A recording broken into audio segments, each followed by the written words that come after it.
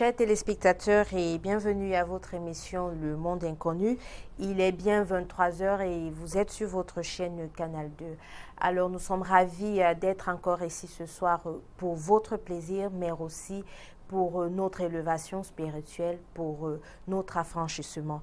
Alors rappelez-vous, la semaine dernière, nous avons parlé des couches de nuit, notamment des maris et femmes de nuit. Aujourd'hui, nous allons continuer dans le même sillage, mais je vais laisser le soin au professeur Emmanuel Glipote, qui est le concepteur de cette émission, de nous en dire plus. Bonsoir, professeur. Bonsoir, Laura Agathe. Une fois de plus, nous disons bonsoir à tous les téléspectateurs de Canal 2 International. Ce soir, nous allons parler toujours des maris et épouses de nuit, mais en parlant d'incubes et succubes, parce que il faut parler de couches de nuit au-delà des esprits malins. Donc, le sujet va aller dans un sens assez profond parce qu'il faut conscientiser les Africains. Il y a un problème, c'est qu'il y a des sujets qu'il n'y a que l'Église qui en parle. Donc, il faut que les gens commencent à en parler. Et en parler ne veut pas dire pleurer ou pleurnicher par rapport à ces couches de nuit. Mais en parler veut dire prendre conscience de ce que c'est et pourquoi cela. Et je pense que c'est ce que nous allons essayer de faire ce soir. D'accord, nous avons 90 minutes à passer ensemble. C'est bien entendu votre chronique qui se fait en deux parties, mais vous aviez également la réflexion et bien sûr, vous aviez la possibilité, vous qui nous regardez à travers votre petit écran, de participer à l'émission en nous envoyant vos messages via les numéros qui vont s'afficher sur le bas de votre petit écran. Alors, asseyez-vous très bien. Le train quitte la gare et le prochain arrêt, c'est la chronique de ce soir.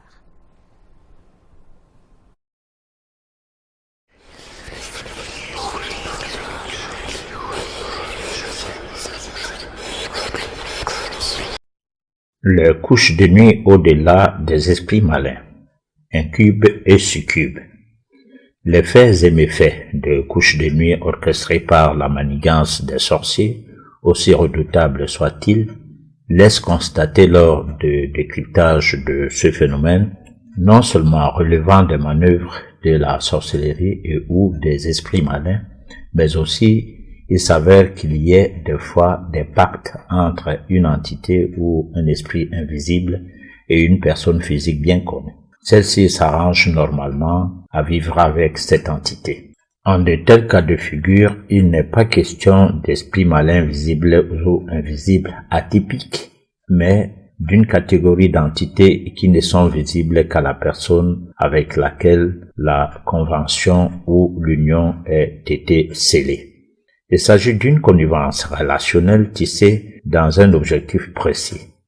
Il ne s'agit non plus d'esprits d'eau, les Mamiwata, autrement appelés les sirènes, mais plus particulièrement ceux du monde infernal. Pourtant, beaucoup de gens ne comprennent pas le sens de tout ceci. Évidemment parce que tout commence dans l'enfance à travers une éducation qui ne responsabilise personne. Ce qui fait que même devenus grands, on continue à demeurer enfant. C'est d'ailleurs le cas de l'Afrique, notre cher continent. À cause de la colonisation scolaire, la grande majorité de ces intellectuels continuent à dépendre de leurs maîtres, les colons. On dirait qu'ils attendent qu'on leur tienne la main pour leur faire traverser la route, celle de la vie. Chez ces personnes, rien n'a changé par rapport à l'époque où on les accompagnait à l'école primaire de blanc. Ces Africains sont restés dépendants, caractérisés par l'incontournable fait d'être éternellement à la charge des parents, les néocolons. Sauf qu'ils oublient que leurs petits besoins d'hier ont été remplacés par les besoins intermédiaires. Plus tard, ceux-ci ont cédé place aux besoins supérieurs, lesquels devenus impossibles à satisfaire par leurs parents géniteurs, impuissants de continuer à satisfaire les caprices de leur progéniture. C'est donc ce qui serait la cause première, car un enfant mal orienté, mal éduqué représente un danger contre lui-même ou contre la communauté humaine tout entière. D'un tel enfant, on ne s'attend qu'à des idées irresponsables. C'est dans cette catégorie de personnes qu'on trouve des gens qui veulent vivre d'abondance sans le moindre effort. C'est ceux-là qui finissent par rechercher de nouveaux parrains à travers les religions à sensation, les milieux de magie noire, les mouvements occultes de malfaiteurs, etc., pour se doter d'un nouvel environnement. Cela peut aller dans tous les sens jusqu'à envisager la sexualité occulte à profit. Une sorte d'échappatoire contre la fainéantise avec pour seul objectif assouvir sa soif de richesse. Ici, tous les moyens sont bons, même s'il faut vendre son âme au diable. Une telle personne ira probablement à la rencontre de l'occulte d'un monde où tout y est également, un monde invraisemblable car identique au nôtre, doté de contacts sentimentaux, mariage occulte, des contacts professionnels, plans de carrière, etc.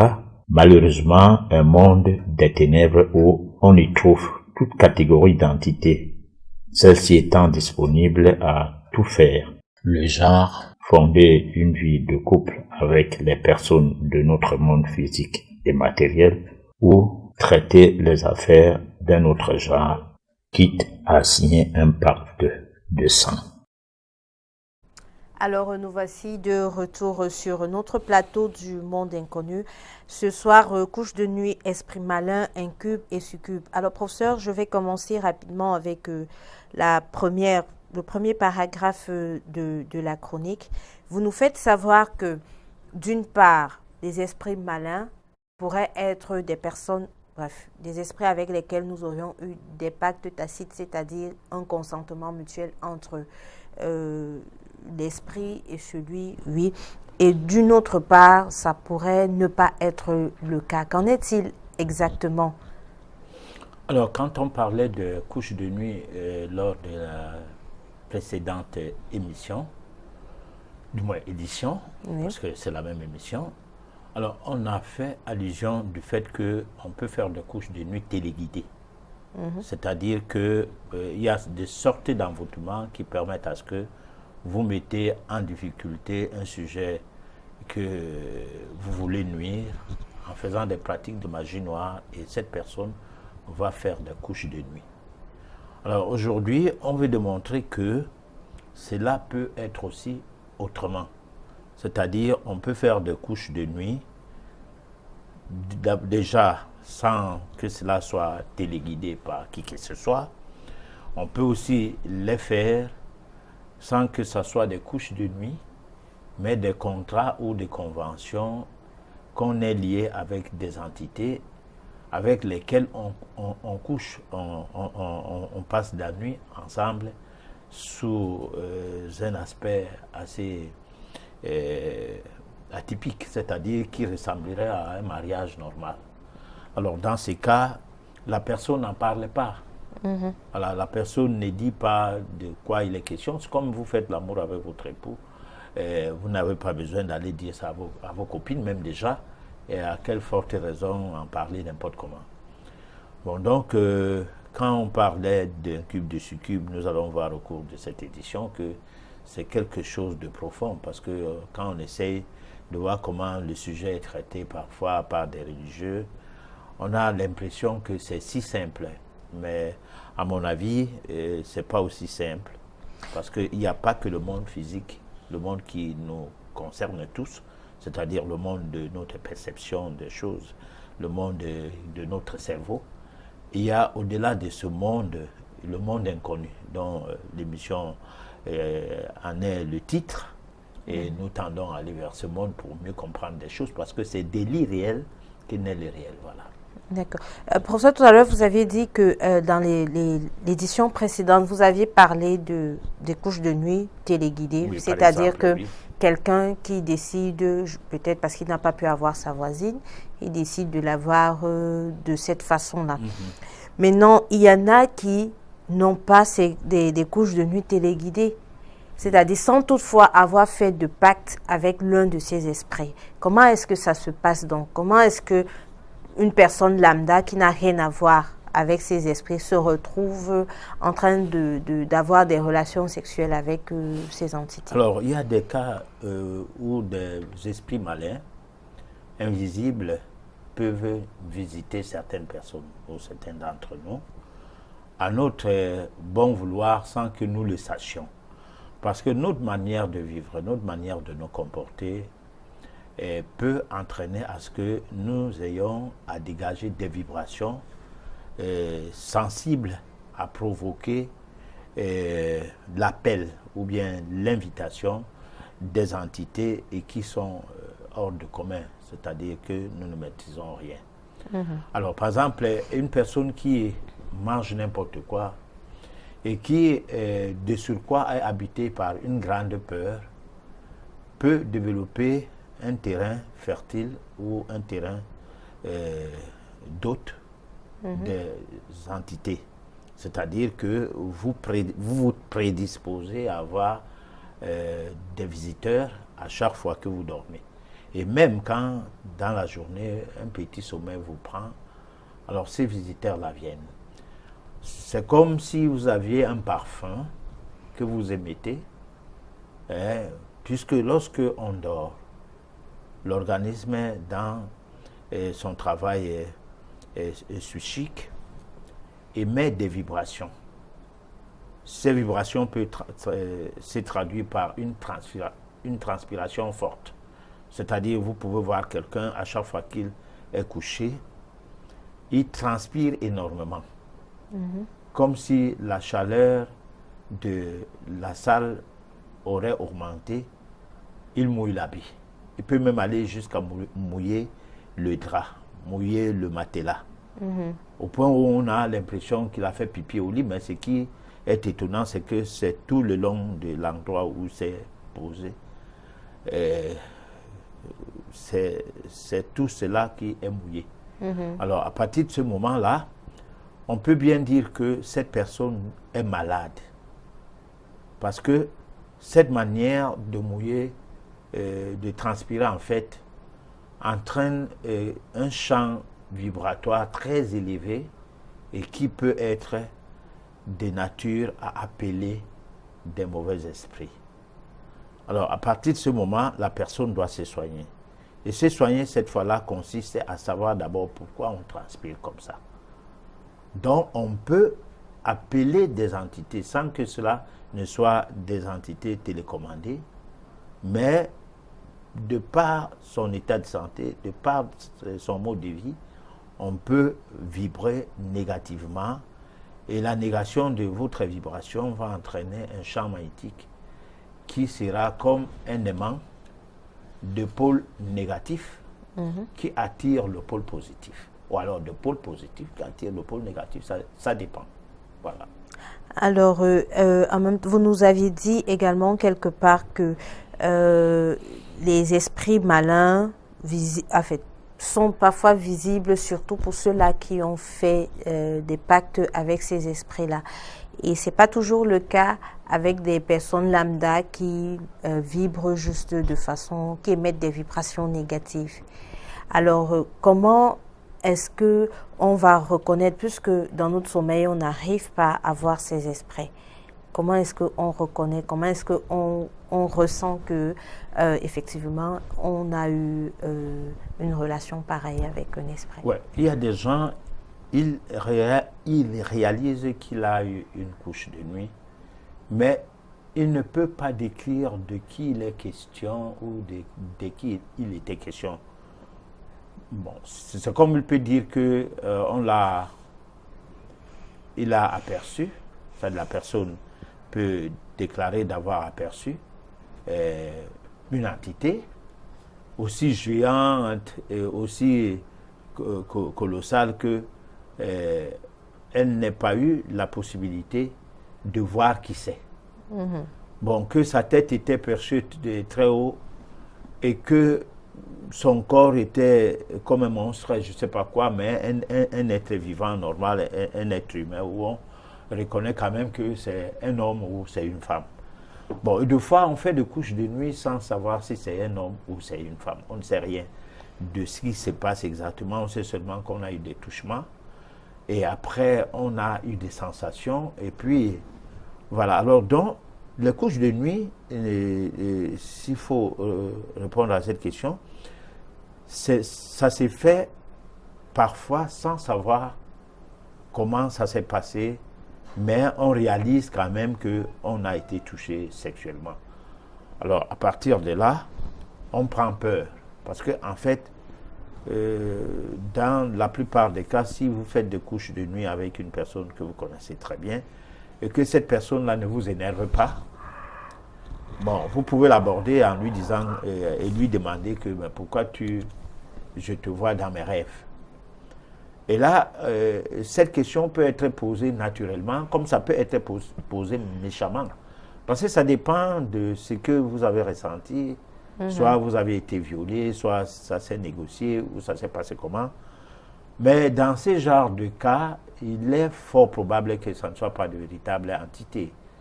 Que ça soit déjà le courant des pensées de la personne, c'est-à-dire ce que tu pensais, soit dans la journée qui a affecté ta nuit, ou ce que tu as pensé tout juste avant de se coucher. Donc, c'est à peu près cela. Alors, tout à l'heure, vous parlez de la façon de vivre qui serait un moyen d'attirer à nous, et même dans la chronique, vous faites allusion à l'éducation. Quel rapport existerait-il entre l'éducation et la possibilité d'avoir, ou alors la probabilité d'être victime de couches de nuit? Alors, lors d'une des éditions, quand on a commencé à parler des couches de nuit, il y a eu un monsieur, parce que nous, on a dit que c'est des personnes qui sont en activité sexuelle, qui sont beaucoup plus en prime d'être concernées par les couches de nuit. Alors, il s'avère, non, il s'est avéré, même pas, il y a eu une personne qui a expliqué que sa fille, qui est toute petite, moins de 10 ans en fait des couches de nuit. Et il y a dernièrement à Sud FM, on a eu un message où quelqu'un nous parlait de sa fille de 6 ans. Alors, dans la même édition qui passe les lundis dès 21h, alors, il y a un phénomène, le phénomène contextuel. C'est-à-dire que nous sommes dans un contexte où les enfants tout petits voient des films interdits au moins de 10 ans. Et même si c'est interdit au moins de 10 ans, ça veut dire qu'un enfant de 6 ans ne doit pas savoir certaines choses. Oui. Bon, ils sont sur le net, apparemment c'est pour jouer, mais tout passe sous leurs yeux. Ils sont dans les séries des mamans, assises à côté et regardant d'un œil très curieux et remarquant l'aspect du visage de maman quand elle regarde une scène, ou alors que papa est là, maman étant là, elle regarde le couple qui est le couple séparant, comment ils réagissent devant une scène. On n'a pas trop attentionné sur sa présence, bien sûr, parce que c'est un tout petit, mais ces petits-là, avec ce qu'on appelle le tempérament, qui est un aspect inné, qui permet à chacun de nous d'avoir une longueur d'onde de plus par rapport à l'état de l'enfant qu'il est, de l'adolescent ou de l'adulte ou pas. Parce qu'il y a de faux enfants, il y a des enfants adultes. Bon, parce que nous sommes, si nous croyons à la réincarnation, puisqu'on en a parlé au cours de l'une de ces éditions de cette émission, il y a des vieilles âmes, il y a des gens qui n'ont pas besoin d'aller à l'église, ils connaissent déjà Jésus. Donc ce n'est pas la peine qu'on lui parle de Jésus, il connaît déjà Allah. Ce n'est pas la peine de lui parler à Allah. Tout petit, lorsque vous l'envoyez à l'école missionnaire, il ne fréquente pas bien. Parce que les dimanches, on l'amène au culte. Et pardon, pendant les périodes de classe, on l'amène au culte et ça l'énerve. Alors, ce genre d'enfant, il connaît Jésus avant, ne lui parlez pas de Jésus. C'est un disque rayé pour lui. Et ça l'énerve qu'on lui parlait des choses qui, en quelque sorte, même ne l'intéressent plus. Bon, alors, à partir de ces enfants-là, on peut rencontrer des phénomènes tels que raconter une histoire à sa mère à un certain âge, comme pour rappeler sa maman à la raison d'une situation qui existe. Ces gens peuvent avoir des couches de nuit, ces genres d'enfants peuvent avoir des couches de nuit normalement. Alors, c'est là commence l'aspect éducationnel. Parce que de 1 an à 6 ans, à 7 ans, pour les garçons, il faut avoir une implémentation d'un certain nombre de règles qui n'a rien à voir avec les lois. Parce que les lois créent l'injustice. C'est pour cette raison que les palais de justice sont les palais à problème. Parce que les lois existent. La société doit être réglementée sur des bases culturelles, sur les bases morales et sur les bases spirituelles, non sur les bases des lois. Parce que la loi divine, elle est culturelle, elle est divine, elle est spirituelle. Alors que la loi humaine, elle est conséquentielle par rapport à un but à atteindre. Soit mieux diviser pour mieux régner, soit régner en étant au-dessus des autres, comme pour dire les lois ne me concernent pas moi, mais ça concerne les autres. Donc, faisons ces lois-là pour les autres. Alors, donc, l'enfant qui est éduqué sur la base d'un système comme celui qui est déporté en Afrique, c'est-à-dire un système où on peut dire ne tapez pas sur les enfants, parce que nous en Europe on ne tape pas sur les enfants, et sans qu'on nous dise que le banditisme qu'il y a dans ce milieu où on ne tape pas sur des enfants ne proviendrait pas de l'absence de l'éducation. Parce qu'en fait, l'éducation, ce n'est pas envoyer l'enfant à l'école. Là, c'est une emprise sur son cerveau qui prend une autre connotation, celle de brimer l'éclosion naturelle de ses capacités de s'exploser, de s'extérioriser ou d'obtenir des révélations. Alors là, on va à l'école, on vous brime, on vous dit voilà ce que vous devez faire. À la maison, ce ne devrait donc pas être la même chose. À la maison, on doit observer l'enfant et voir qu'est-ce qu'il y a dans sa vie de positif et de négatif. Cette observance donnerait de l'inspiration aux parents pour guider, parce que le père doit guider l'enfant. L'enfant, c'est une entité à part, avant qu'il ne soit à part entière à une famille, est d'abord une entité à part. Alors, mais le système qu'on a imposé à tout le monde, par exemple le cas de l'Afrique, c'est ce qui fait aujourd'hui que l'Afrique ne se développe pas. Par exemple, tu as tes problèmes, tu dois aller les exposer à quelqu'un. Bon, alors, tu as commencé à exposer tes problèmes à ta mère. Ta mère t'a confié à ton père. Parce que l'éducation de l'enfant commence par la maman. Parce que la maman, l'enfant lui fait confiance. Plus que son père, dans un premier temps. C'est la maman qui amène le père à faire confiance à un monsieur qu'il appelle c'est ton père, c'est ton papa là-bas. Et si tu fais des bêtises, je vais lui dire. Et tu vas voir comment il va te punir.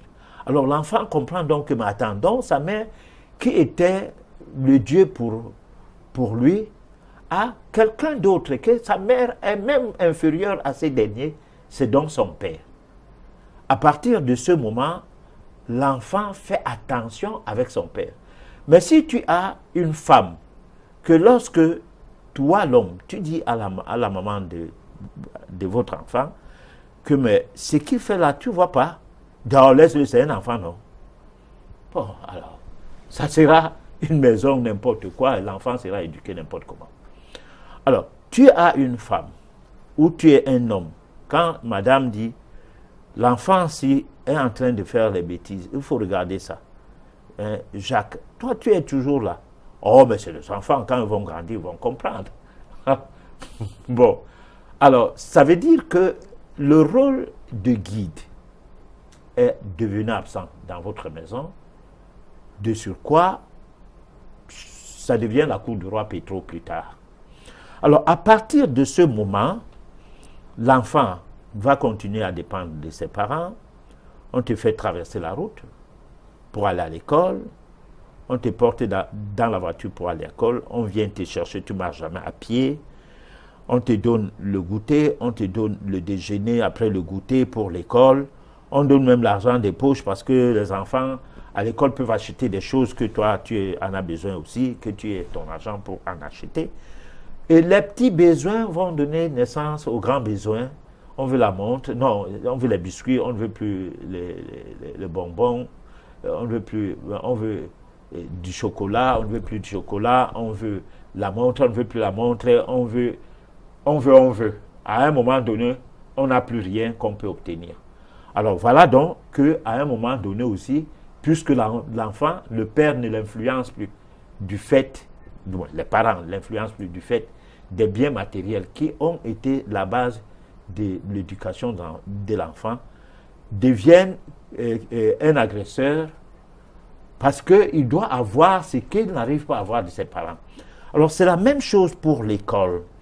Lorsqu'une personne va à l'école, il y a par exemple l'enseignement catholique. L'enseignement catholique, on soutient les enfants jusqu'au niveau du baccalauréat. On les soutient, on les porte. Parce qu'on veut avoir du 100%. Alors l'enfant là ne tient pas bien à l'université quand il y a de l'embrouille ou dans un amphithéâtre, il y a plus de 700 enfants, plus de 1000. Ou si vous voulez, vous suivez ce que le professeur dit, si vous voulez, vous ne suivez pas. Alors, je ne dis pas que les enfants qui sortent des écoles missionnaires ne réussissent pas dans les universités, mais il y a une adaptation à faire. Et certains de ces enfants n'arrivent pas à cette adaptation par rapport à ceux des enfants qui sont venus des lycées, où là, il y a du n'importe quoi, parfois, laissés à eux-mêmes, et puis ils continuent dans cette lancée.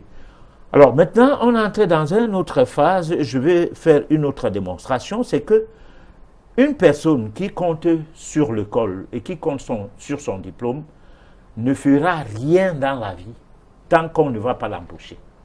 Alors, quand on l'embauche, il est employé quelque part. Il a besoin du salaire de son copain qui, quelque part à l'école où ils étaient ensemble, à l'université, il avait des bonnes notes et tout, son copain n'en avait pas. Mais dans la vie active, il s'aperçoit que, mais attends, l'autre, il a plus d'avantages dans le même service, ou sinon dans la même entreprise. Qu'est-ce que ça veut dire? Mais il ne comprend pas qu'il n'est pas né pour aller travailler chez quelqu'un. Alors, mais parce que c'est un bébé, bien qu'étant devenu vieux, qu'on a entretenu, pour finir, il reste bébé jusqu'à... C'est là où on voit des ministres africains s'agenouiller devant les ministres européens du fait qu'eux, ils sont leurs maîtres et ils sont restés des étudiants, des apprenants. Alors, ils apprennent tout des autres.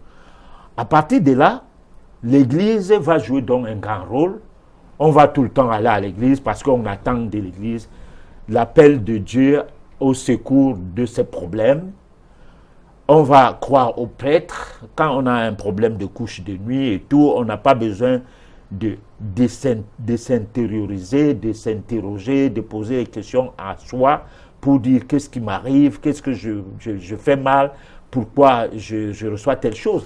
Et attendre la réponse qui doit venir de son cœur. Non, on ne le fait pas. On va se confier à quelqu'un qui va vous raconter son récit en s'appuyant sur un livret plein de contradictions. Alors là, ça devient donc un problème à quel moment, je fais un clin d'œil aux Africains, à quel moment on va grandir. Si tout de notre société a été abandonné à une hégémonie européenne occidentale, laquelle hégémonie aurait pris naissance sur l'Afrique pour ce qui est des études anthropologiques parlant de l'Égypte et tout. Et les choses qui nous ont pris hier, c'est les choses qui nous ramènent et nous, on dépend d'eux et non, sans comprendre ce qui se passe. Alors c'est à cela que lorsque vous tombez dans les couches de nuit, vous n'avez que vos yeux pour pleurer si le prêtre ne vient pas à votre secours ou l'imam. Voilà. D'accord. On va proposer à nos téléspectateurs la deuxième partie de notre chronique et on revient juste après pour la suite des questions. Qu'entend-on par incube et succube? Rendons-nous à présent à la phase de décryptage des maris et épouses de nuit, s'agissant des incubes esprit mâle et succubes esprit femelle. Nombreux sont des personnes victimes de couches de nuit. Elles sont des hommes qui passent de nuits de plaisir avec des apparentes femmes ou alors des femmes qui ont leur amant de nuit d'un autre genre. Mais comme souvent, il s'agirait d'un sommeil de plaisir avec une entité, avec ou sans son approbation, la question restait la suivante. Pourquoi une telle sexualité? Des fois, on ne sait même pas qui est ou qui sont des partenaires de nuit dans de telles relations.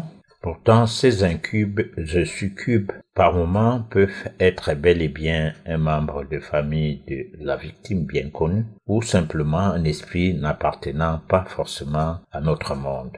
L'incube, ce coucher sûr, est une entité démoniaque de sexe masculin qui, en règle générale, abuse sexuellement des femmes dans leur sommeil. Les succubes, ce coucher sous, fait également partie de l'une ou l'autre groupe d'entités pouvant être en concubinage avec des personnes physiques bien établies. Le succube serait une entité démoniaque du sexe féminin s'occupant de la sémence masculine via des rapports sexuels occultes. C'est en effet la forme féminine de l'incube. Le rapport intime entretenu avec ces entités démoniaques laisse parfois des marques ou des signes tangibles, voire des stigmates sur le corps de la personne en question, s'agissant de l'éjaculation, l'orgasme, des sueurs, des gratinures ou des marques inexpliquées sur la peau de la victime. Soulignons que parfois on ne parvient pas à identifier la personne avec laquelle on a été sexuellement en relation dans ces couches de nuit. Les victimes de couches de nuit ont une vue de la chose différente des autres personnes, surtout celles qui n'en sont pas concernées. Elles s'en moquent d'ailleurs. Du point de vue intelligence, on dirait qu'elles ont une petite dimension mentale ne les permettant pas de croire à de tels faits, malgré que ceux-ci font partie des épiphénomènes populaires qui rencontrent l'adhésion de l'essentiel du langage courant, surtout lorsqu'il s'agit des maris et épouses de nuit. Sans risque de se tromper, on comprend bien que tout se passe sous l'influence des esprits de ténèbres qui se manifestent sous forme de divers attributs. Dans le même ordre de décryptage concernant les incubes et succubes, il ne nous serait pas excusable d'omettre un fait, celui de l'homosexualité des couches de nuit qui y est dangereusement pratiquée. On comprend bien que c'est dans la catégorie de gens amoureux, bêtement du matérialisme, que s'établissent facilement les visites des entités de couches de nuit. La situation peut devenir incontournable comme si on est entré dans la logique d'une sorte de vampirisme sexuel consistant de corrompre l'existence de ces personnes dont l'objectif de leur vie serait d'assouvir leur soif de richesse. Ces entités vont s'alimenter de leur énergie magnétique qu'elles suceront grâce à l'émission de vibrations électromagnétiques qui leur sont propres lors des rapports sexuels occultes. La victime sera donc cette personne qui ne maîtrise rien de cet acte sexuel.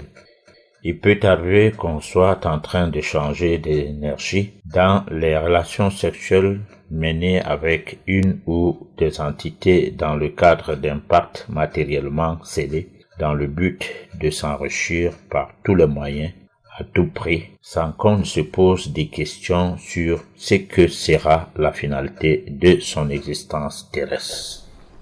Alors, professeur, incube et succube, de quoi s'agit-il exactement? Alors, incube, quelqu'un qui se met sur, une entité qui se met sur, succube, celle qui reçoit. Mais les incubes, on les trouve partout. On les trouve même dans la Bible. C'est-à-dire l'esprit qui couche avec une femme. Le cas de Marie qui reçoit l'Esprit Saint, qui couche avec elle et produit un enfant qu'on a communément porté à la connaissance de tout le monde que c'est le Fils de Dieu. Bon, c'est tellement de récits, hein. C'est pour ça que les incubes sont plus présents partout, parce que même Sarah va faire, je crois, un enfant, alors qu'elle aurait atteint l'âge de la ménopause depuis longtemps. Bon, mais là, au moins, son mari était à côté d'elle. Mais il y a plein d'exemples comme ça, nous le verrons peut-être, l'élément de la réflexion nous apportera quelques-uns. Alors, donc, les incubes sont ces maris de nuit d'un genre. Mais à côté de ce mari de nuit, qu'on tente à douter l'existence, il y a des femmes qui rapportent des phénomènes tels que quand elle fait l'amour dans la nuit avec ce couche de nuit en question, oui, dont une entité qui vient la coucher, elle se sent bien satisfaite et fatiguée, si bien qu'elle n'a pas besoin de son mari. Mais pourtant, avec son mari, elle dort le même lit, ils dormaient dans le même lit. Mais elle n'arrive plus à mieux se mettre avec son mari parce que son mari de nuit est venu prendre la place de son mari. Mais est-ce que, professeur, ce ne serait peut-être pas le but de ce mari de nuit de causer un dédain auprès de la femme vis-à-vis de son mari qui s'endort? Les mariages se gâtent à cause de ce genre de phénomène où le monsieur n'arrive pas à croire à ce que lui dit madame, qu'on la couche dans la nuit et qu'elle est fatiguée.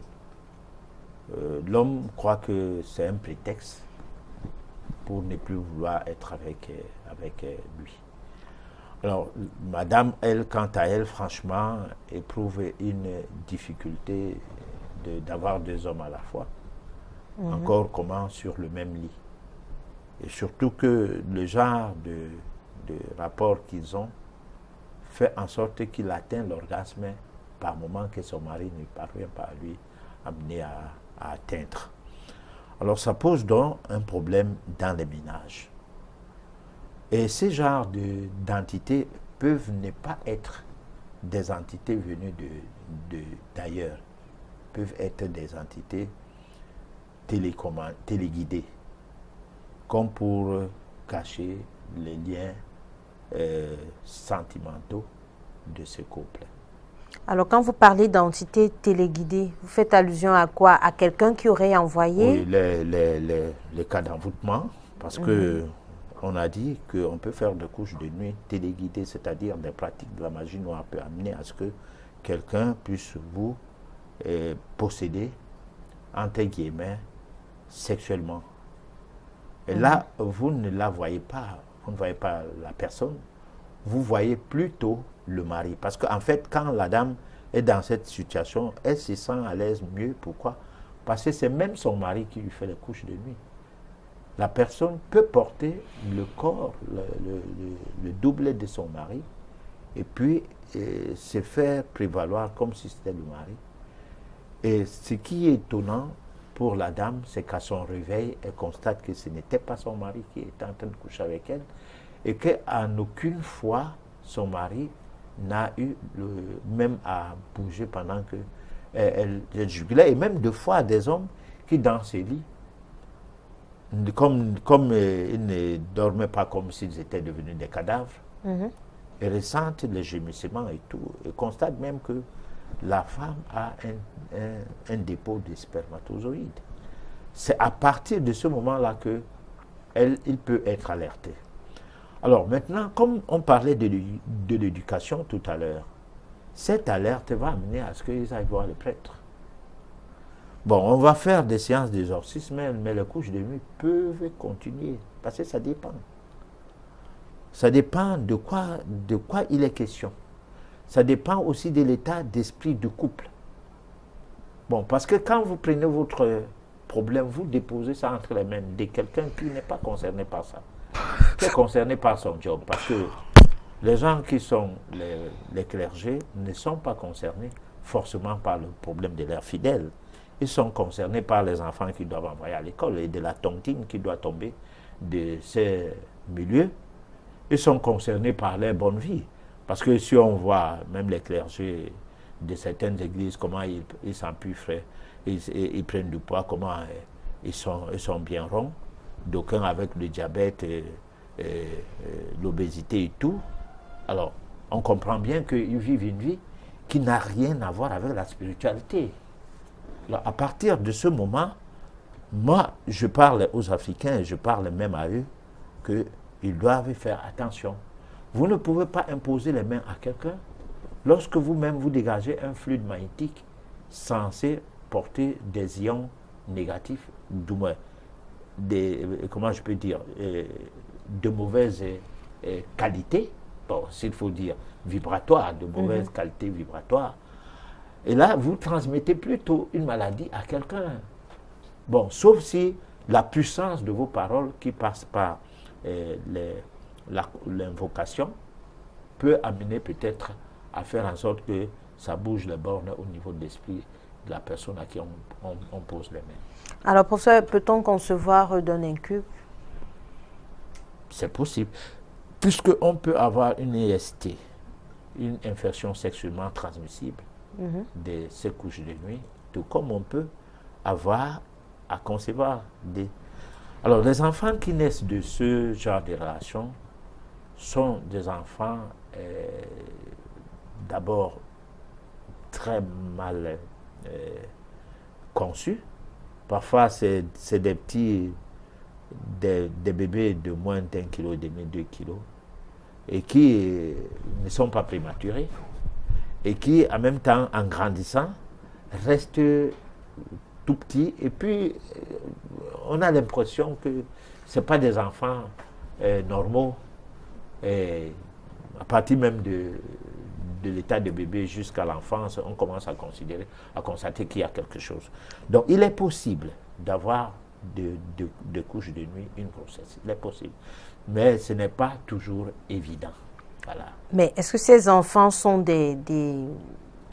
je vais dire, si je peux me permettre l'utilisation du terme, des personnes normales? Parce que, étant donné que c'est le fruit d'une entité venant d'un monde invisible et sûrement du mauvais côté, avec quelqu'un, est-ce que cet enfant serait comme un enfant de deux hommes de ce monde-ci? Mais c'est un enfant d'un monde accouplé à un autre, à quelqu'un d'un autre monde. Bon, donc c'est le fils de l'autre monde. Bon, disons que nous tous ne sommes pas pareils. Même quand vous voyez les gens marcher en route là. D'aucuns ont leur mère, c'est vrai, leur père, mais tous ne sont pas pareils. Pendant la guerre, il est difficile de peupler un pays. Pourquoi? C'est-à-dire exterminer complètement une ville. Sinon, Abidjan allait être vide. Près de 3 millions de personnes, nous dit-on. 3 000 personnes ont été tuées dans la ville. Bon, 3 000, ça peut être petit. Mais souvent, les gens qui meurent en guerre sont des entités. Parce que lorsqu'il y a une guerre, ce n'est pas tous les cadavres qui sont des cadavres. Et ce n'est pas tous les gens qu'on tire dessus qui sont morts. Parce que souvent, il arrive même qu'on voit très peu de gens. Il y a plein de morts, très peu de familles qui pleurent. On se demande comment ça se passe. Alors, il y a des choses que je ne peux pas dire à la télé quand même. Mais disons que nous sommes tous des êtres vivants émanant de l'univers. Pour ce qui est de la croyance évolutionniste, nous sommes tous venus du cosmos. Alors, mais ce qui est de la croyance créationniste, certaines personnes ne sont pas créées de la même manière que les autres. Bon, alors là, je ne sais pas comment expliquer ça. Je ne peux pas savoir comment expliquer ça parce que il m'est venu de le dire comme ça. Parce que avoir le comportement de gens et avoir que parfois, même dans une maison, vous donnez la même éducation à tes enfants. C'est vrai que l'éducation qu'on donne au premier-né n'est pas la même qu'on donne au Benjamin, ceux qui viennent après. Parce que la jeunesse fait en sorte que le père peut être très agressif. Et avec la vieillesse, son agressivité baisse et puis il commence à voir l'enfant que c'est un enfant. Alors qu'au départ, il disait, je ne veux pas que mon fils fasse des bêtises. Bon. Alors, donc c'est très complexe de vouloir dire que nous tous ne sommes pas créés de Dieu. Ça, il faut l'expliquer. Et là, il y a des mots difficiles à trouver pour pouvoir l'expliquer. Tout le monde est créé de Dieu, certes, mais il y a quand même une différence entre les créatures de Dieu. Voilà. D'accord. Professeur, il y a également... Tout à l'heure, vous aviez dit que un incube pouvait apparaître dans votre sommeil avec le visage de votre mari qui est couché à côté de vous, mais qui malheureusement n'est pas votre mari.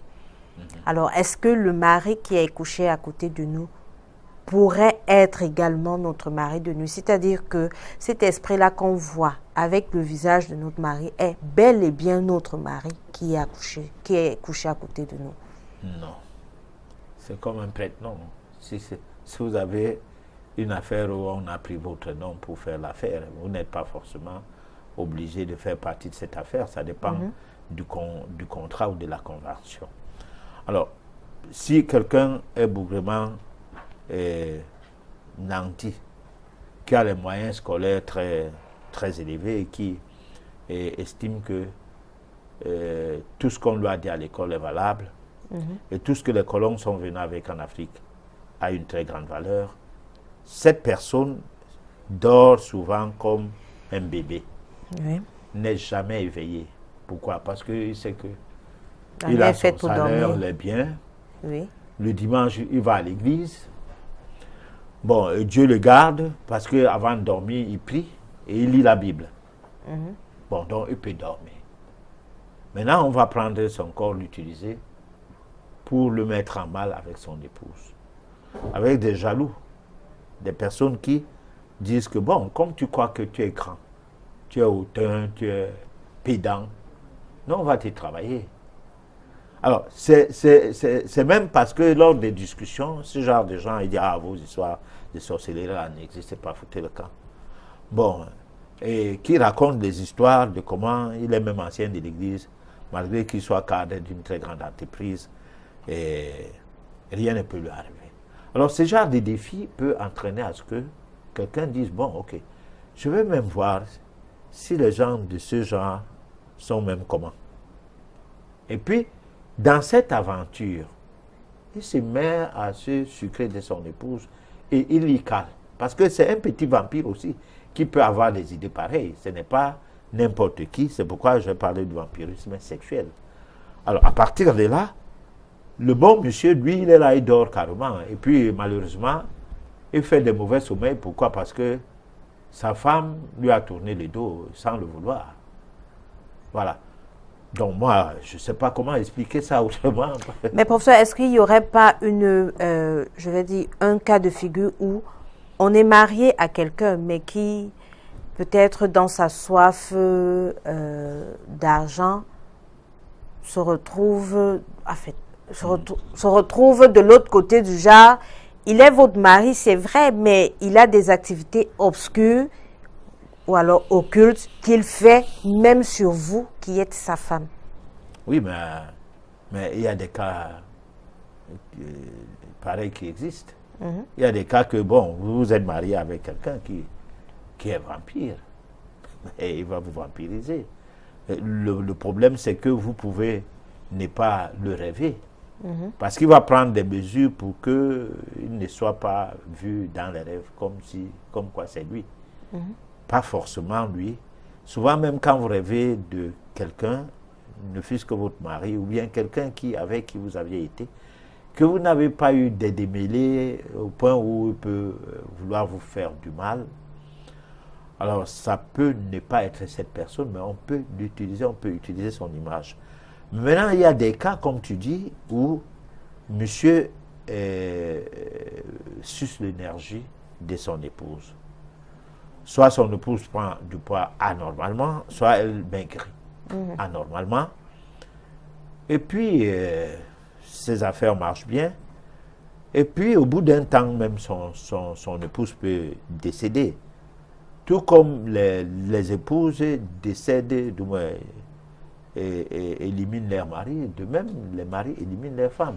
Puisqu'on parle des épouses qui éliminent leur mari, qu'en est-il exactement des succubes? Alors, les succubes, c'est pas la même chose, apparemment. Les succubes sont restés les femelles, et la femme, dans le quotidien, et selon les contextes, déclare de moins en moins l'amour à l'homme. Elle peut encore aller facilement avec sa copine pour les lesbiennes, mais même en état d'esprit, c'est difficile à une succube ou à un succube, bon, là, on parle français, de se mettre avec un homme n'importe comment. Mais il arrive aussi que les femmes, les esprits de femmes violent les hommes. Il arrive plus encore, beaucoup plus encore que les succubes violent plutôt, aillent en sexualité avec les femmes. C'est-à-dire que une entité femme vient vous faire l'amour, vous la femme. Vous, la femme. Ah oui. Bon, deux fois un visage de femme, deux fois un corps de femme. Mais au niveau du contact, tu ressens que, mais attends, mais c'est quel genre de femme? Parce que tu sens le corps de cette femme dans ton corps. Comme si c'était finalement un homme. Alors tu te poses la question, est-ce que c'est un homme qui s'est déguisé en femme ou c'est quoi? Là, et ça devient donc un autre aspect. Donc tout dépend. Ces esprits, j'ai dit, c'est nous qui ouvrons la porte à l'air. C'est nous qui les invitons, quoi. Professeur, vous aviez parlé tout à l'heure d'énergie. Alors, une fois que ces énergies sont pompées, soit par l'incube, soit par le succube, qu'est-ce qu'il en est exactement? Qu'est-ce que ça devient, ces énergies-là? À quoi vont servir ces énergies qui ont été pompées dans la nuit? Alors, prenons par exemple une femme qui prend du sperme de son mari même, mais sur le plan de la sorcellerie, de succubes, et les utilise à des fins d'essence comme un carburant pour sa sorcellerie, c'est-à-dire pour se déporter d'un lieu à l'autre. Pour son avion nocturne. Voilà, à travers son avion. Donc, ces carburants, c'est le sperme de son mari ou le sperme des hommes qu'elle couche avec, qu'elle recueille et qui lui servait de carburant pour son avion de nuit. Alors, c'est ça, prendre de l'énergie. Et là, ça peut amener à ce que l'homme devienne stérile. Par exemple, un jeune homme qui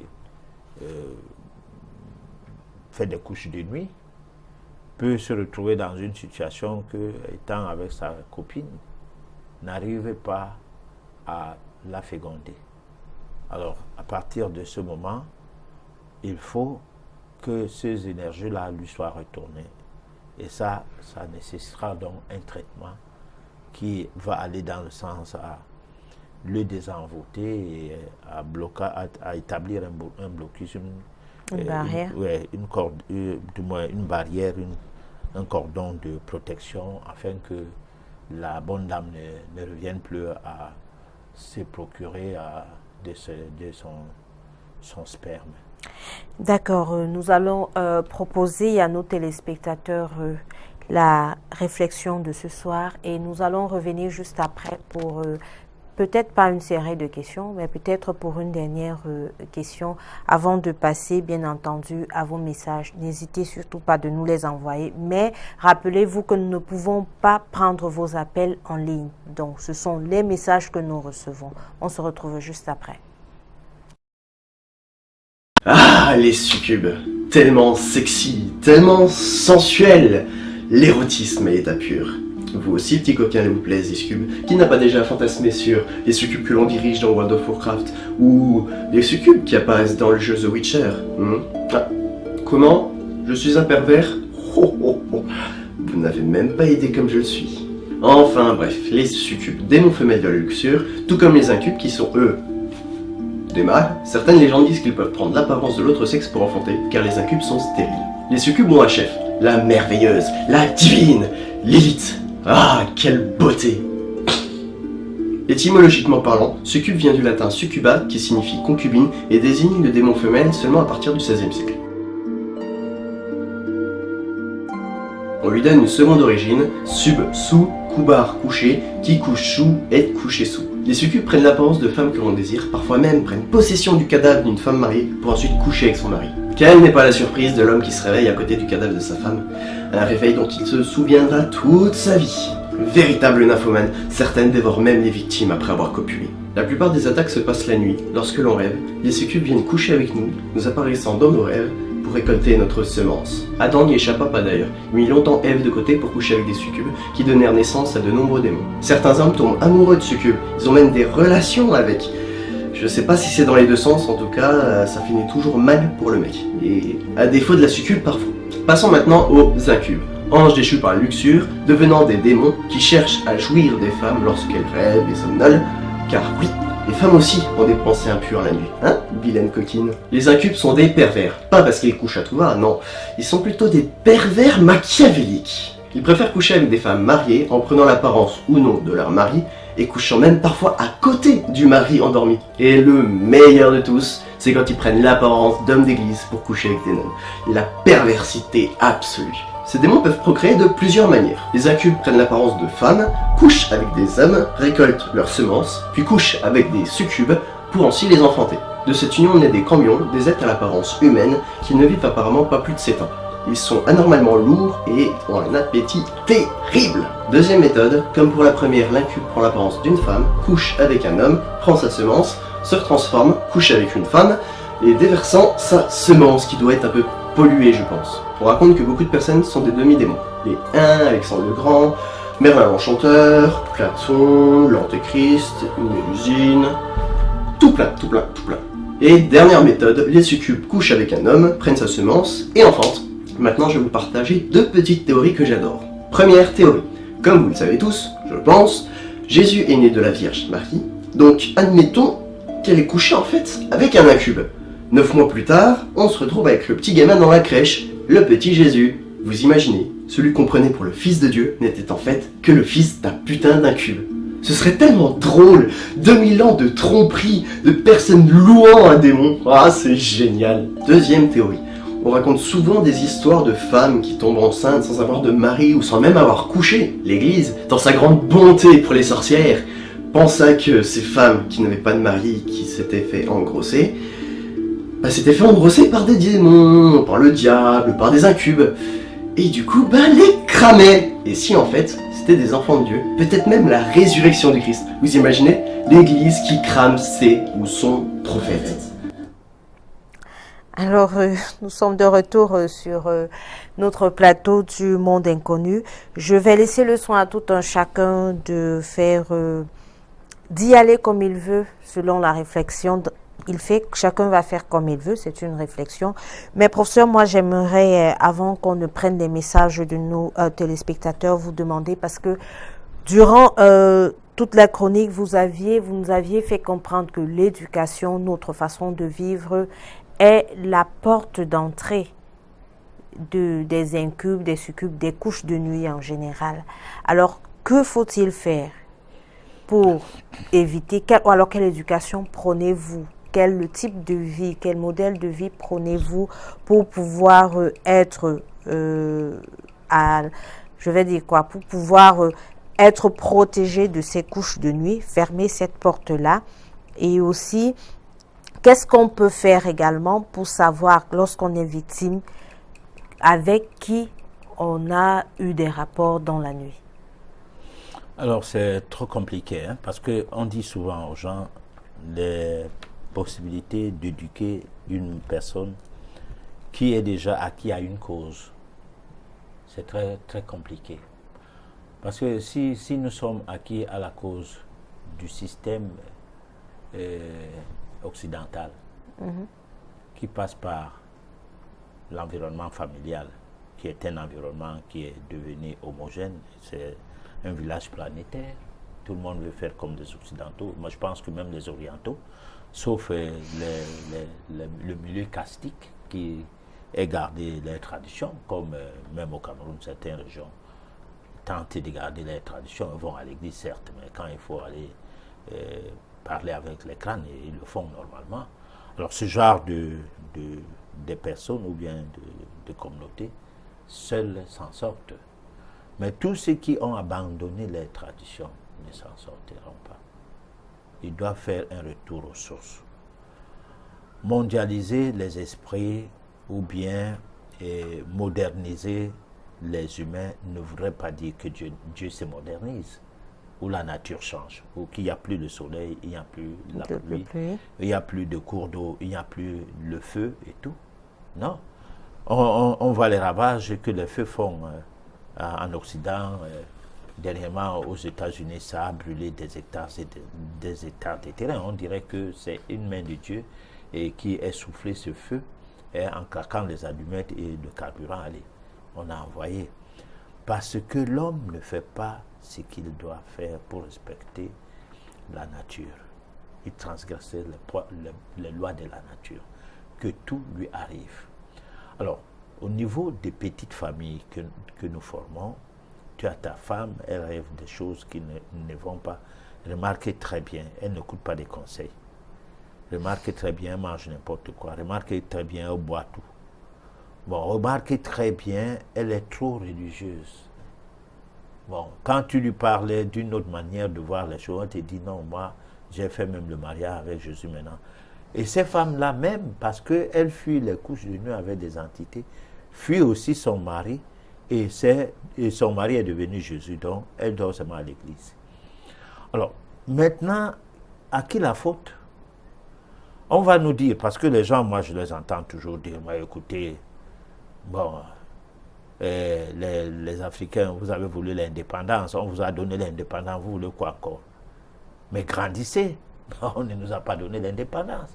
Tu ne peux pas créer une église qui n'est pas reconnue par les églises traditionnelles et coloniales qui surveillent la religiosité et que ça explore. Bon, sinon, tu dois demander l'autorisation à l'État. Et demander l'autorisation à un État néocolonial, c'est demander l'autorisation aux colons. Hein? C'est-à-dire qui sont restés, qui les représentants des colons. Maintenant, refuser de demander l'autorisation de ton église ne va pas marcher. Et donner l'autorisation à ces églises qui ne sont pas les mêmes que les autres, qui ne parlaient pas de la même chose, c'est-à-dire Jésus-Christ et tout, n'existe pas. Bon, alors maintenant, comment on va faire alors si l'hégémonie occidentale qui passe par la domination de l'homme par l'homme religieuse, la domination de l'homme par l'homme juridique, la domination de l'homme par l'homme scolaire et scientifique, et couronnée par une politique de surveillance qui doit veiller au grain, pour que rien ne change, que tout reste comme les Blancs ont laissé, sous prétexte qu'on a l'indépendance. Pourquoi critiquer les chefs de l'État? Parce que moi, j'ai toujours discuté avec des cadres de notre société qui sont des administrateurs. Ne demandez pas au chef de démissionner, mais du planton au chef. Tout l'État, tous les membres qui font partie de cet État doivent démissionner. On verra comment la colonisation, le néocolonialisme va continuer. Ça ne pourra pas continuer.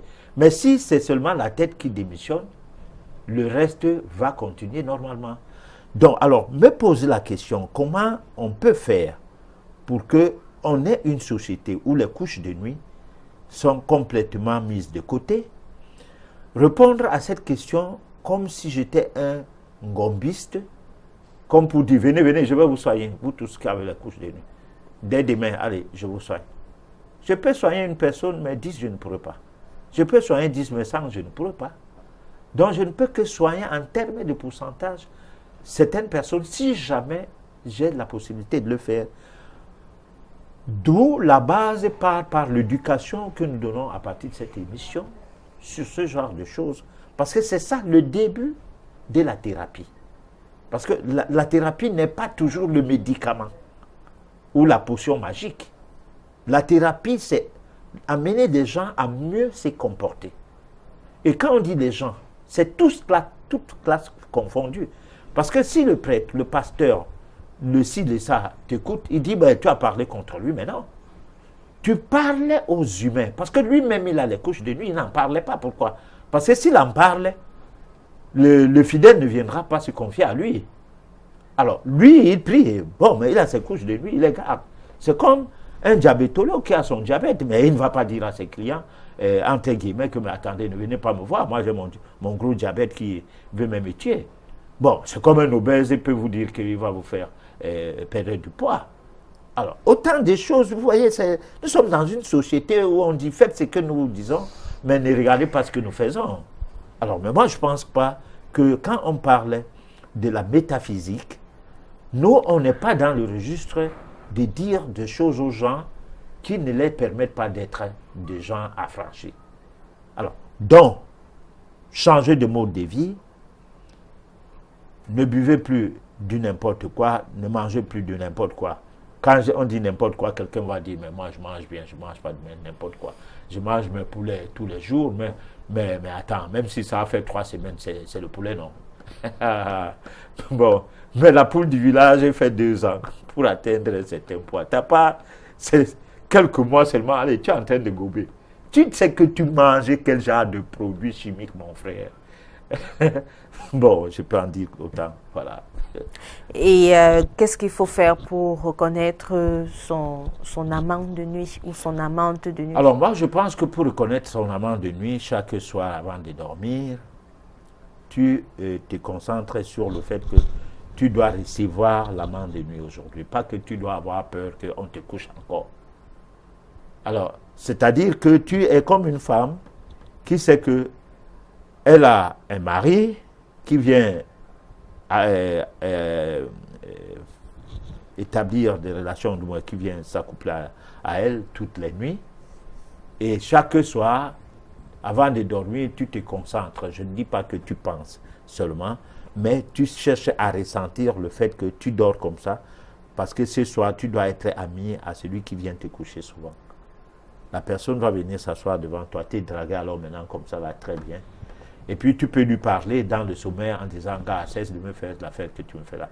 Laisse quand même que certaines nuits, je me repose. D'accord. Avec l'accord de la technique, on va passer aux réponses des nombreux messages que vous ne cessez de nous envoyer.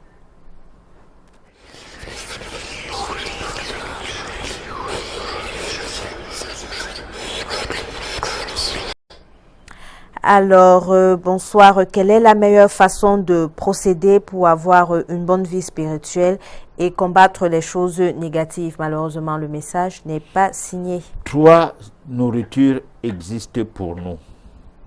La première nourriture, elle est un aliment céleste qu'on appelle l'oxygène.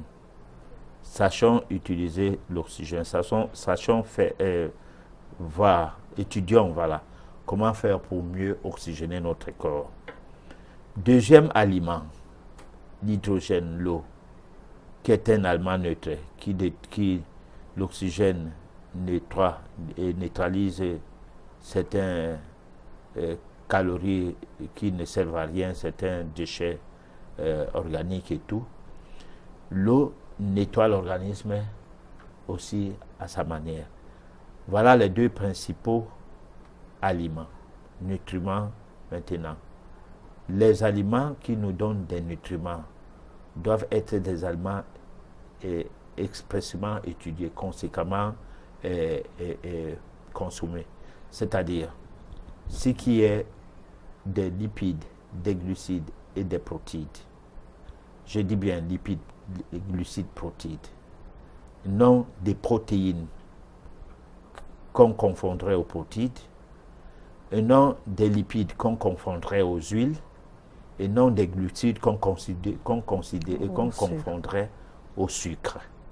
On doit éviter de prendre du sucre, de l'huile et des protéines, ne fût-ce que des protéines animales venant de toutes parts comme pour dire l'homme doit consommer des protéines, parmi lesquelles protéines alimentaires. Ça, c'est une publicité des vétérinaires. C'est-à-dire, lorsqu'on met en place un système vétérinaire, il faut vendre tout du vétérinaire, les médicaments, les aliments des bêtes et tout.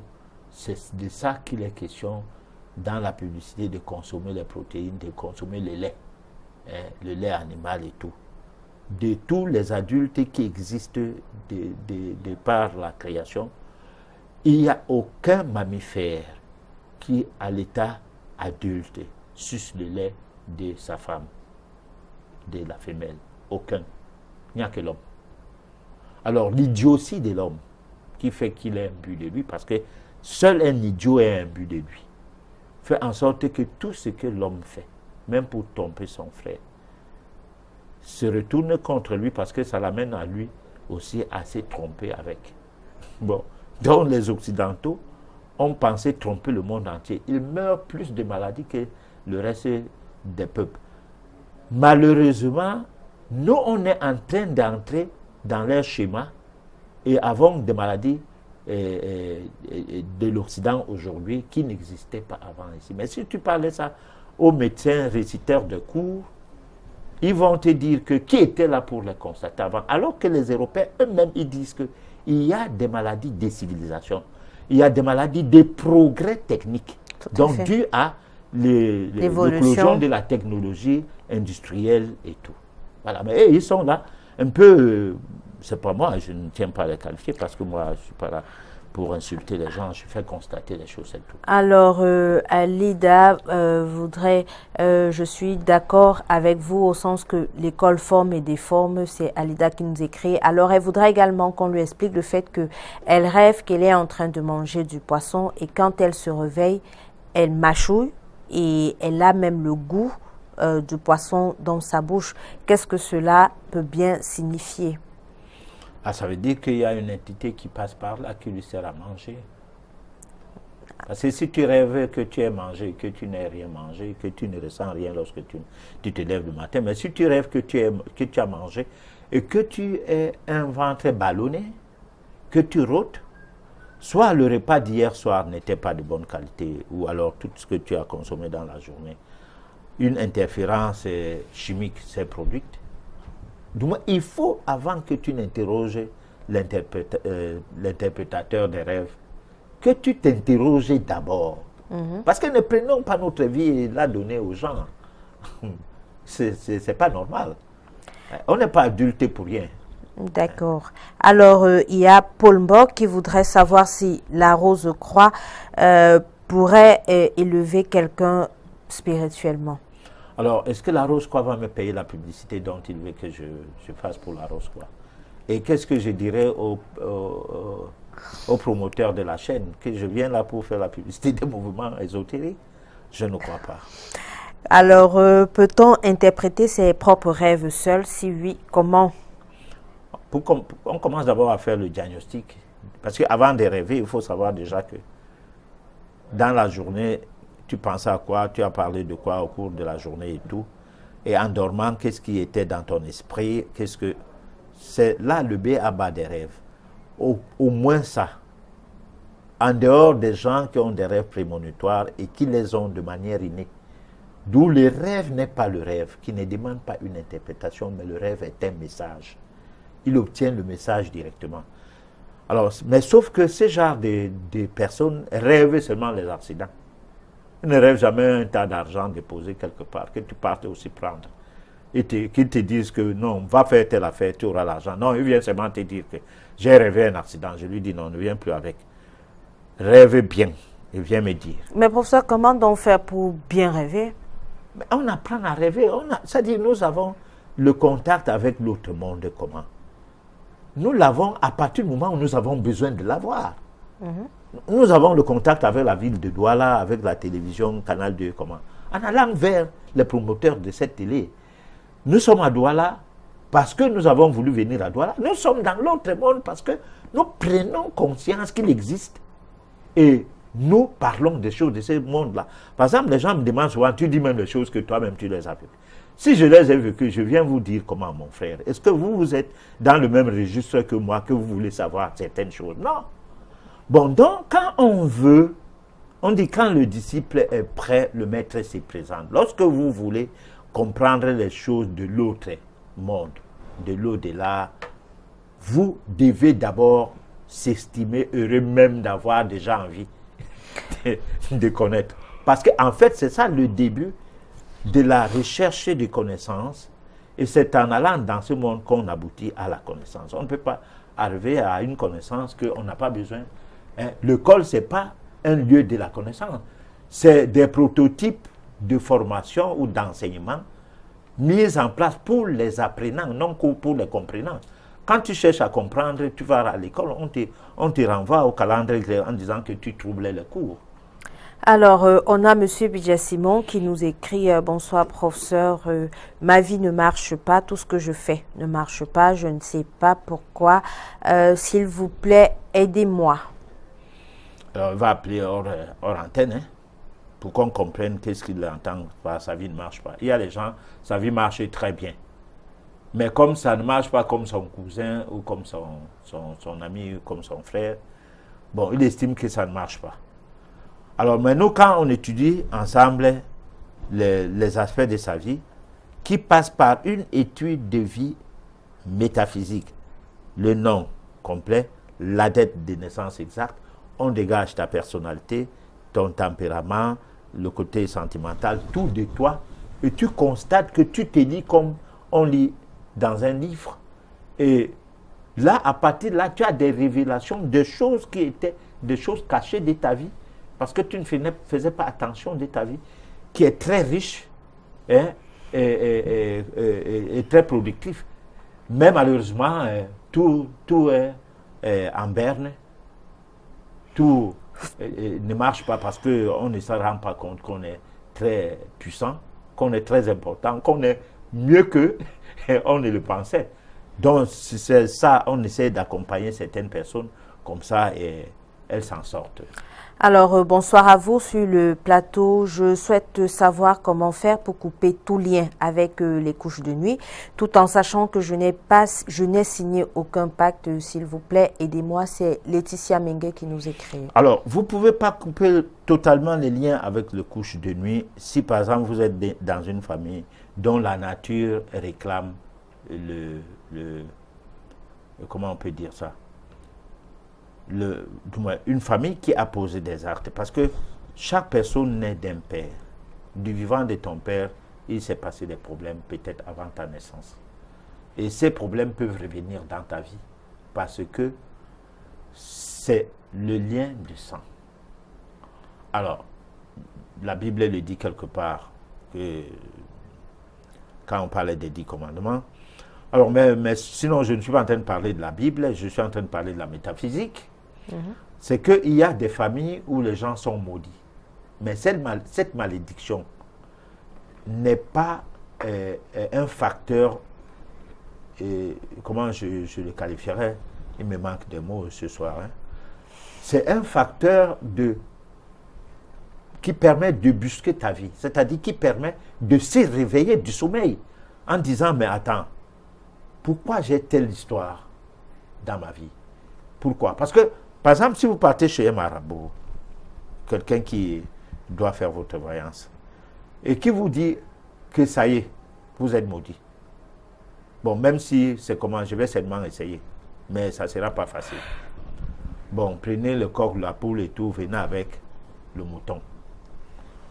Il finit de faire son travail, ça s'arrange un peu, ça s'améliore. Après, ça recommence.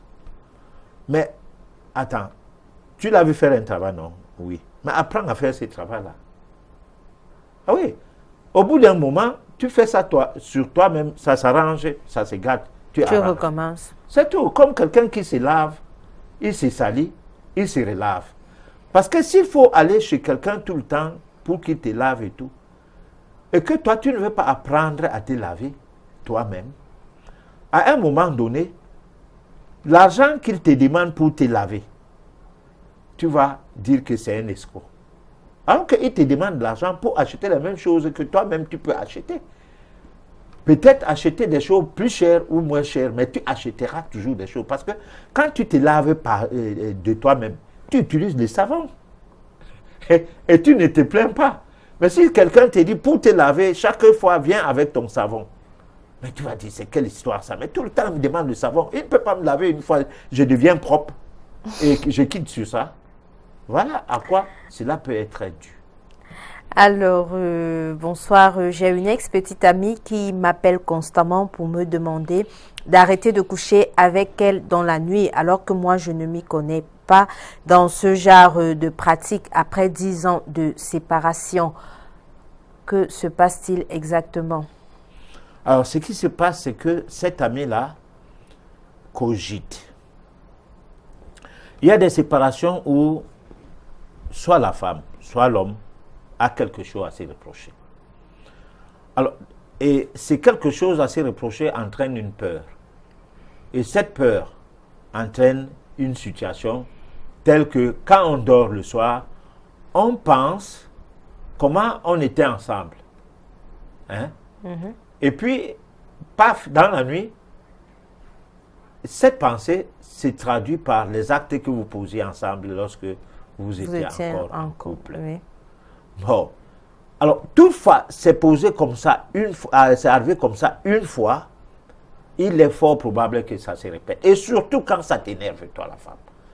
Surtout. Parce que si c'est toi qui as refusé l'homme, vraiment. Mais si c'est l'homme qui t'a refusé, alors tu peux avoir un sentiment que si au moins dans les rêves, il vient me toucher. Oh, je vais faire comment, je laisse, je vais faire comment. Et là, tu ne te plains pas. Voilà. Sauf si ça t'énerve, que voilà, un salopard, il m'a refusé et puis il vient encore dans les rêves m'embêter. Alors, Monsieur Théophile depuis la Guinée voudrait savoir quelles sont les conséquences des couches de nuit et que faire pour les éviter. Les conséquences des couches de nuit, on a dit aujourd'hui, on peut avoir des maladies à cause des couches de nuit, on peut se séparer avec son épouse ou avec son époux à cause des nuits.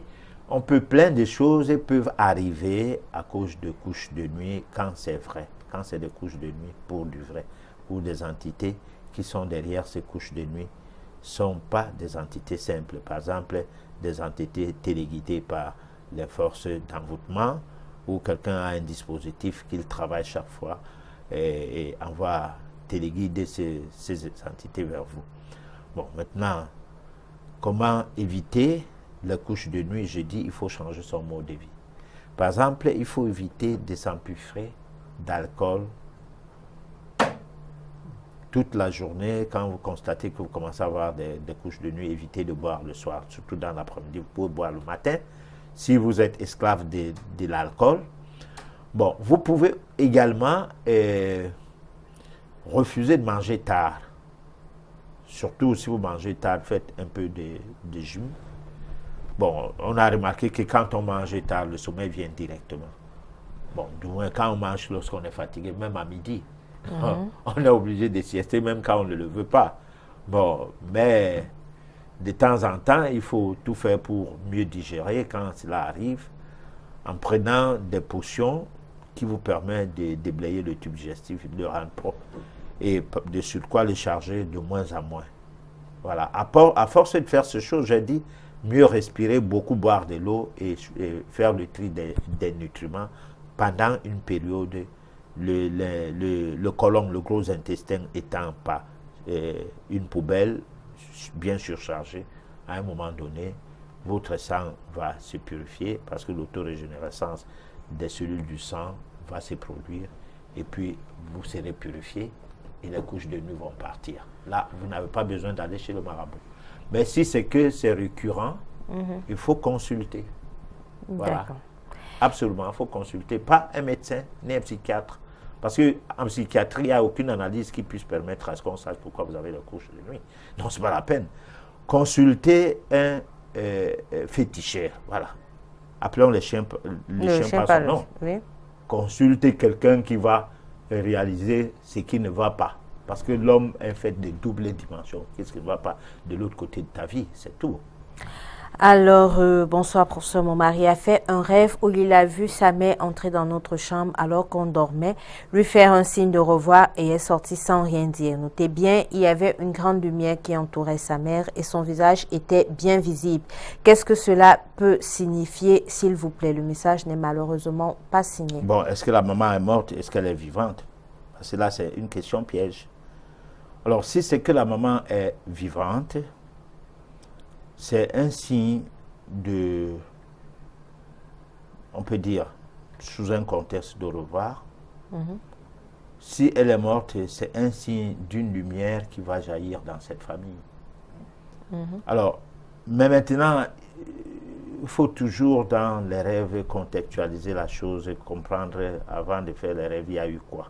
Bon, là, franchement, c'est pourquoi moi je n'aime pas interpréter les rêves, parce que je n'aime pas faire des choses à peu près, où je comprends ce que je fais moi-même, ou je ne comprends pas. Voilà. Alors, je ne parviens pas à faire l'amour. Que dois-je faire, s'il vous plaît? Aidez-moi, ça ne va pas. Vous allez appeler hors antenne, parce que il faut comprendre les choses pour pouvoir mieux vous conseiller. Je ne comprends pas pourquoi vous ne parvenez pas à faire l'amour. Est-ce que d'habitude vous êtes frigide? Voilà une des questions. Ou alors vous aviez d'habitude la possibilité d'atteindre l'orgasme. Et en fait, il y a des questions à répondre. Voilà. Alors, on a eu une réponse immédiate de la dame qui a envoyé le message sur le rêve de la maman. Elle nous dit que la maman est vivante. Bon, alors c'est un message que la maman les envoie directement. Il faut qu'ils prennent ça au sérieux et puis là, on peut en discuter hors antenne. Voilà. Alors, on va prendre... bonsoir, lorsque nous avons les couches de nuit avec quelqu'un et que le matin nous rencontrions la personne et que ce dernier est remonté ou fâché contre nous à notre égard, que faire face à ce genre de situation? C'est Guy qui nous écrit depuis Yaoundé. Alors, ça veut dire que vous restez gentil envers la personne pour que la personne ne soit pas de nature à être affectée par ce qui s'est passé dans la nuit. Voilà. Alors, nous sommes arrivés au terme de notre émission. Un dernier mot, professeur, avant de conclure? Bon, un dernier mot, c'est qu'on ne dit pas le sujet qui viendra mardi prochain. On va faire une surprise. D'accord. À nos téléspectateurs. Disons que c'est le mois des surprises, donc si vous voulez découvrir quelle sera la surprise, vous devez nous retrouver mardi à partir de 23h sur votre chaîne Canal 2. Alors d'ici à là, je vous souhaite de passer une excellente soirée et une très bonne journée qui a d'ailleurs déjà commencé. On se retrouve mardi prochain. Ne vous en faites pas, vos messages, nous allons prendre le soin d'y répondre. Et vous avez également la possibilité de suivre votre émission sur YouTube dès demain matin. Bonsoir à vous.